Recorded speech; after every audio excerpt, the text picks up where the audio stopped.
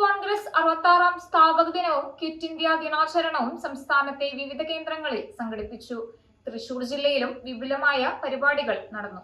Youth Congress Karumathra മേഖലാ കമ്മിറ്റിയുടെ നേതൃത്വത്തിൽ കരുമത്ര മഹാത്മാ സ്ക്വയറിൽ സംഘടിപ്പിച്ച പരിപാടിയിൽ യൂത്ത് കോൺഗ്രസ് മണ്ഡലം വൈസ് പ്രസിഡന്റ് AR ഫൈസൽ പതാക ഉയർത്തി.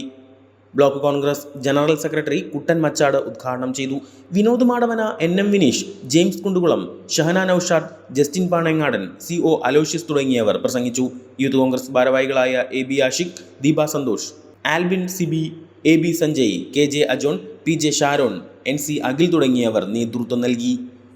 നമുക്കറിയാം, രാജ്യം ഏതെല്ലാം പ്രതിസന്ധി ഘട്ടങ്ങളിൽ പെട്ടിട്ടുണ്ടോ ആ ഘട്ടങ്ങളിലെല്ലാം തന്നെ ഇന്ത്യക്ക് കരുത്തായി കാവലായി ഇന്ത്യയിലെ ഏറ്റവും വലിയ യുവജന പ്രസ്ഥാനമായ ഇന്ത്യൻ യൂത്ത് കോൺഗ്രസ് ഉണ്ടായിട്ടുണ്ട്.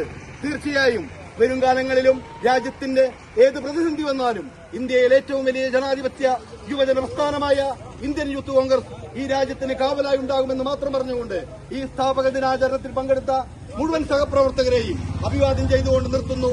ജയ് ജയ് യൂത്ത്.